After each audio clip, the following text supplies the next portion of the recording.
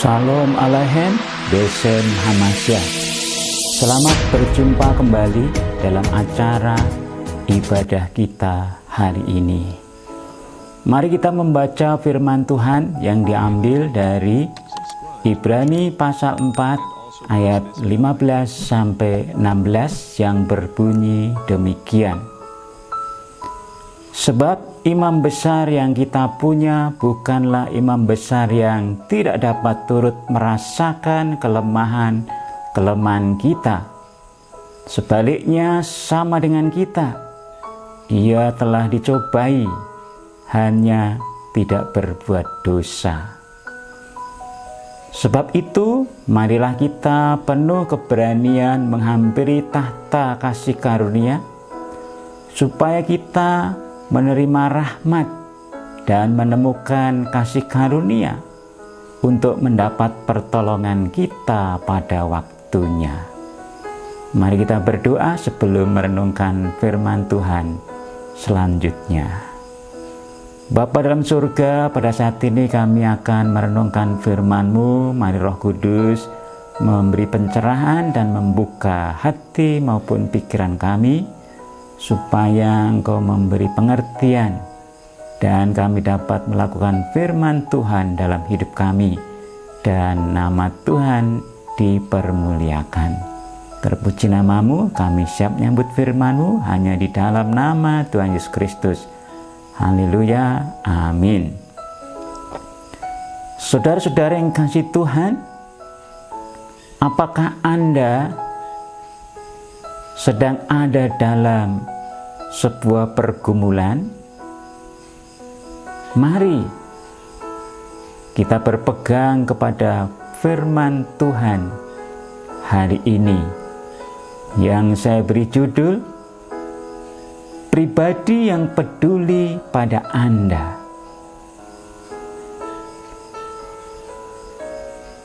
Siapakah pribadi yang peduli pada Anda? Dan imam besar itu dalam pembacaan tersebut? Tentu saja jawabannya, dia adalah Yesus Kristus. Seperti yang diungkapkan dalam firman Tuhan dalam Ibrani 4 ayat 14 sebagai latar belakang dari pembacaan firman Tuhan tadi. Karena kita sekarang mempunyai imam besar agung yang telah melintasi semua langit, yaitu Yesus Anak Allah. Baiklah kita teguh berpegang pada pengakuan iman kita. Ayat 14 ini memberi penjelasan terhadap ayat 15 dan 16 yang menyebutkan tentang seorang imam besar yang turut dapat merasakan kelemahan kita. Yesus Kristus Anak Allah, dialah imam besar yang punya kepedulian terhadap Anda. Dia adalah Tuhan Allah yang peduli kepada Anda. Dia tahu pergumulan hidup Anda. Dia dapat turut merasakan kelemahan Anda. Dikatakan dia sama dengan kita. Ia telah dicobai, hanya tidak berbuat dosa. Yang tidak sama adalah statusnya. Saudara dan saya adalah orang berdosa. Tetapi Yesus Kristus sebagai imam besar yang agung, dia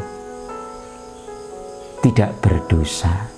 Dia tidak berbuat dosa.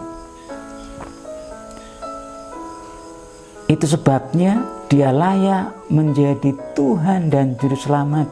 Dia layak menjadi seorang imam besar yang dapat memberi pertolongan pada waktu saudara dan saya memerlukannya. Dia menjadi sumber rahmat. Dia memberi pertolongan kepada siapapun yang membutuhkannya.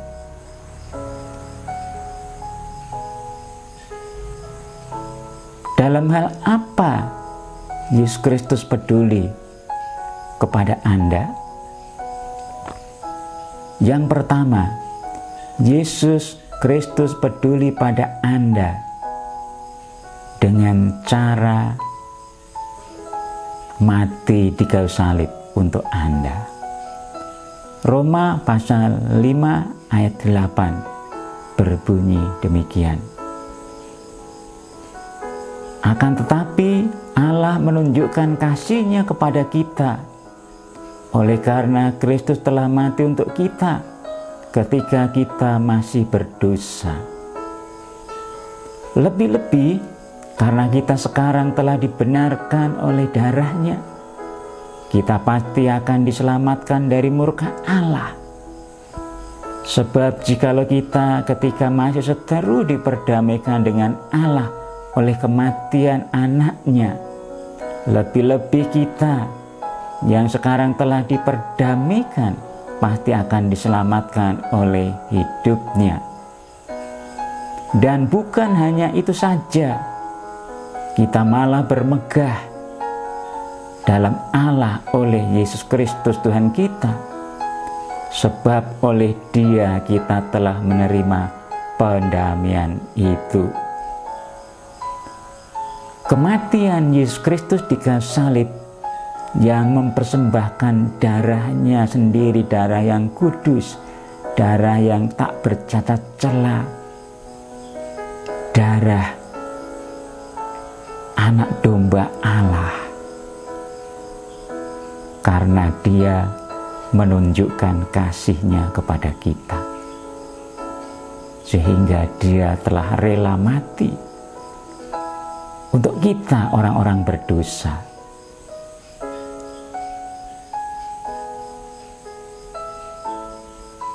Melalui darah-Nya yang kudus itulah kita sekarang telah dibenarkan.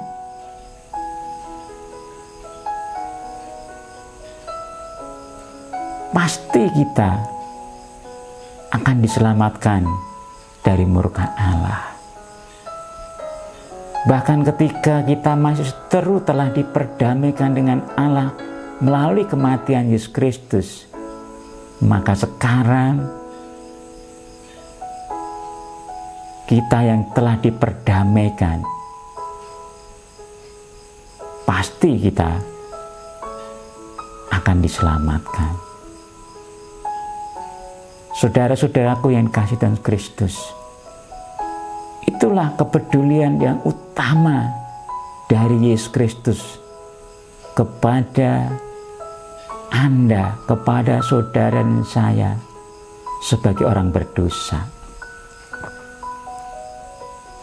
Sebagaimana firman Tuhan dikatakan dalam 1 Petrus pasal 3 ayat 18. Sebab juga Kristus telah mati sekali untuk segala dosa kita. Ia yang benar untuk orang-orang yang tidak benar, supaya Ia membawa kita kepada Allah. Ia yang telah dibunuh dalam keadaannya sebagai manusia, tetapi yang telah dibangkitkan menurut Roh. Kematian Yesus Kristus di atas kayu salib untuk menebus segala dosa Anda dan saya. Yesus Kristus, orang yang benar, telah mati untuk saudara dan saya, orang yang tidak benar, supaya Anda dan saya dibawa kembali kepada Allah. Ia yang telah mati disalibkan sebagai manusia, namun dia telah dibangkitkan pada hari yang ketiga oleh kuasa Roh Kudus. Dia yang telah menampakkan berulang-ulang selama 40 hari, bahkan dia yang telah naik ke surga, membuktikan dia menang atas kuasa maut, atas kuasa dosa dan kuasa iblis. Dan dia menjadi jaminan untuk keselamatan saudara dan saya. Tetapi bukan itu saja kepedulian Yesus Kristus. Dia bukan hanya peduli untuk menyelamatkan Anda dari konsekuensi dosa, tetapi juga Yesus Kristus peduli pada Anda ketika Anda ada dalam pergumulan, persoalan, dengan cara dia berempati, dengan cara dia bersimpati kepada Anda. Ibrani pasal 4 ayat 15 mengatakan, sebab imam besar yang kita punya bukanlah imam besar yang tidak dapat turut merasakan kelemahan-kelemahan kita. Sebaliknya sama dengan kita, ia telah dicobai, hanya tidak berbuat dosa. Ayat ini hendak mengatakan bahwa Yesus Kristus sebagai seorang imam besar bukanlah imam besar yang tidak mengerti, yang tidak memahami, yang tidak mengetahui pergumulan-pergumulan saudara saya. Dia bukanlah seorang imam besar yang tidak mengetahui, tidak mengerti, tidak memahami. Tapi dia seorang imam besar. Dia seorang pribadi yang peduli kepada Anda. Dia sebagai pribadi yang mengerti, bahkan turut dapat merasakan, turut bersama-sama merasakan pergumulan-pergumulan Anda.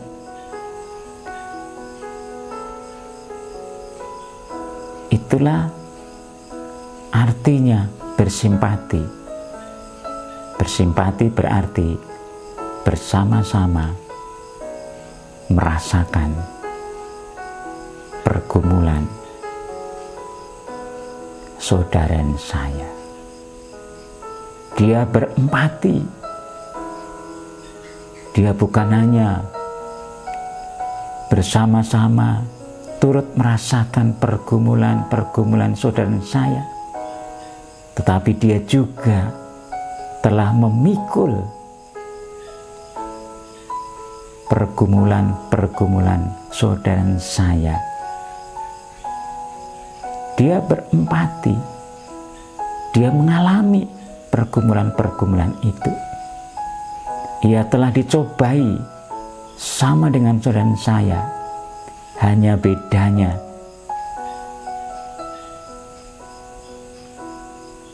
dia tidak berbuat dosa. Itu sebabnya di dalam Yesus Kristuslah tersedia sumber pertolongan, tersedia rahmat, tersedia kasih karunia untuk menjadi sumber pertolongan bagi orang-orang yang membutuhkan, seperti saudara saya ketika ada dalam pergumulan hidup, kesulitan hidup, bahkan duka cita yang saudara saya alami. Dia pun turut merasakan duka cita yang mendalam itu. Mari bandingkan dengan peristiwa meninggalnya Lazarus. Meskipun dalam konteks itu Tuhan Yesus membangkitkan Lazarus, tujuannya untuk menegaskan bahwa akulah kebangkitan dan hidup. Tapi mari simak tentang kepedulian Yesus Kristus kepada keluarga Lazarus itu, yaitu Maria dan Marta. Ketika Maria berkata kepada Tuhan Yesus, seperti ini yang dikatakan, "Tuhan, sekiranya Engkau ada di sini, saudaraku pasti tidak mati."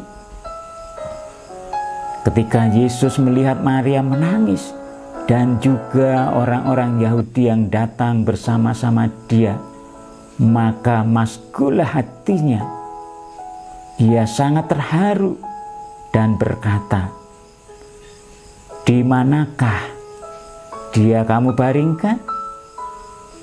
Jawab mereka, "Tuhan, marilah dan lihatlah." Maka menangislah Yesus. Saudara-saudara yang kasih Tuhan,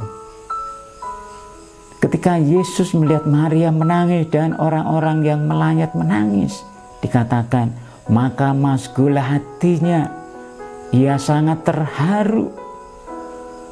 Dan selanjutnya dikatakan, maka menangislah Yesus. Hal itu menunjukkan bahwa Yesus memiliki kepedulian yang mendalam. Yesus bersimpati, Yesus berempati kepada Maria, kepada keluarga Lazarus yang berduka cita atas kematian Lazarus. Dan puncak kepeduliannya itu adalah dengan membangkitkan Lazarus, dengan menghidupkan kembali Lazarus yang telah mati itu.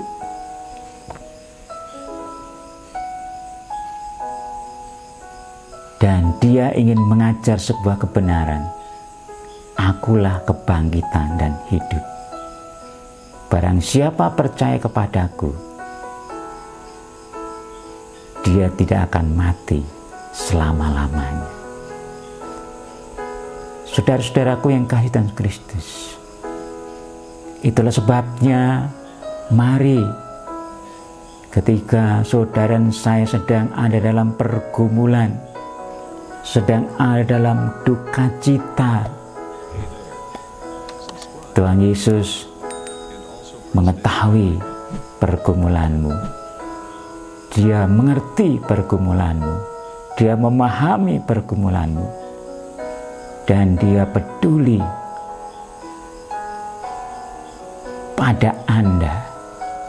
Itu sebabnya ia mati di kayu salib untuk menyelamatkan Anda sebagai orang berdosa, supaya Anda dibawa kembali kepada Allah sebagai orang yang dibenarkan dan diterima sebagai anggota keluarga Allah. Ketika Anda dalam pergumulan-pergumulan hidup, kesulitan-kesulitan hidup, ia peduli kepada Anda, ia bersimpati kepada Anda, dia empati kepada Anda, dia turut merasakan bersama-sama pergumulan Anda. Dia ingin memberi jalan keluar kepada Anda, dan dia ingin memberi pertolongan kepada Anda. Dia ada untuk memberi jalan keluar dan memberi pertolongan atas pergumulan hidup saudara. Karena itu, mari datanglah kepada Yesus dan terimalah pertolongannya. Kiranya Tuhan Yesus memberkati Anda dan saya. Amin.